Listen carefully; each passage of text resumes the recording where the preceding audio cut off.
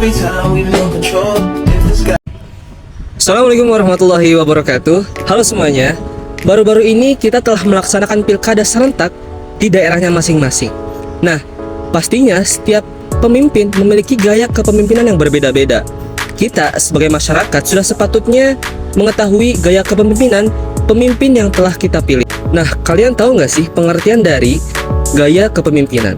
Jadi, gaya kepemimpinan adalah cara atau pendekatan seorang pemimpin dalam mengarahkan, memengaruhi, memotivasi, dan mengelola suatu kelompok atau organisasi untuk mencapai tujuan tertentu.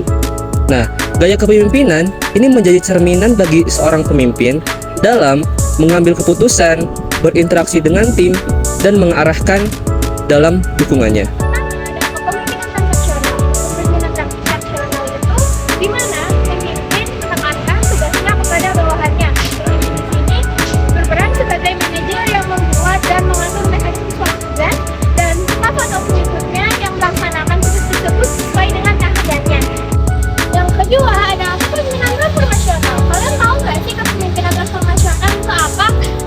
Transformasional itu kepemimpinan yang dibutuhkan pada zaman sekarang loh.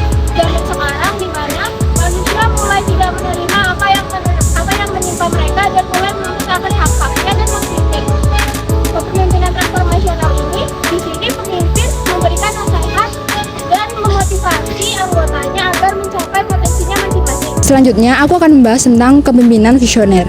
Kepemimpinan visioner adalah gaya kepemimpinan di mana pemimpin fokus pada masa depan. Jadi, pemimpin tidak hanya fokus pada masalah saat ini, tapi juga melihat peluang dan tantangan di masa yang akan datang. Lalu ada gaya kepemimpinan demokratis. Gaya kepemimpinan ini adalah di mana pemimpin mendorong para anggotanya untuk berpartisipasi dalam mengambil suatu keputusan.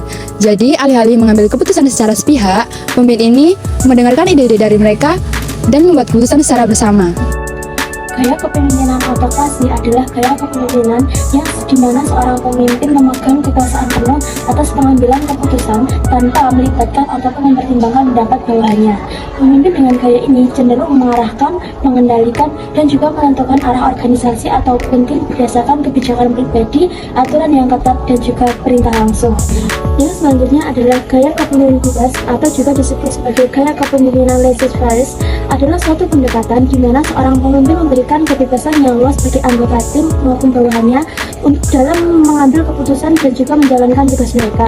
Pemimpin dengan gaya ini cenderung tidak terlalu ikut campur dalam urusan pekerjaan mereka dan memberikan kepercayaan yang penuh kepada anggota untuk mengambil keputusan dalam mengerjakan tugas mereka. Selanjutnya ada kepemimpinan paternalistik. Jika pemimpin seperti ini bersikap seperti orang tua terhadap anaknya.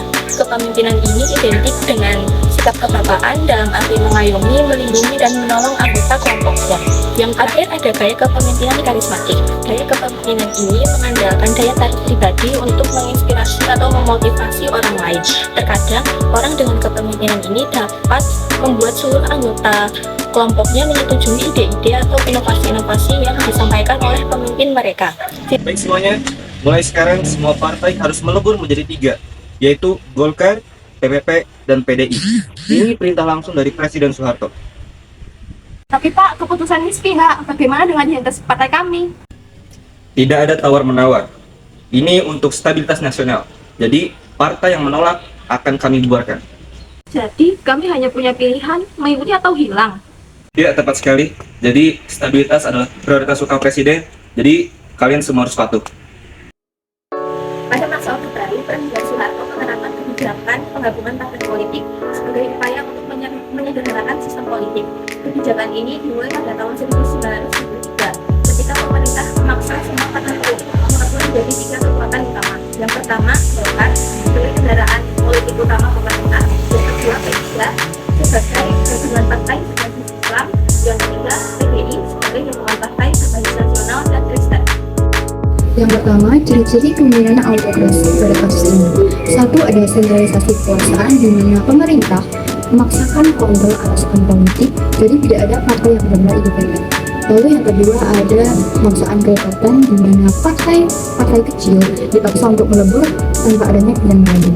Lalu yang ketiga ada dominasi suatu kekuatan, di mana partai Golkar digunakan untuk dominasi di setiap pemilu. Nah, keunggulan dari kebijakan ini, yang pertama, meningkatkan stabilitas politik, jadi Presiden Soekarno dengan mudah mengendalikannya sehingga meminimalisir adanya konflik antar kelompok. Kelemahan dan dampak negatif dari kebijakan ini. Pertama, kebijakan ini menyingkirkan keberagaman di sistem politik dan menghilangkan representasi sejati dari berbagai aspek masyarakat. Lalu, partai oposisi seperti PDI sering ditekan ketika memberikan potensi saat akan adanya pemilu.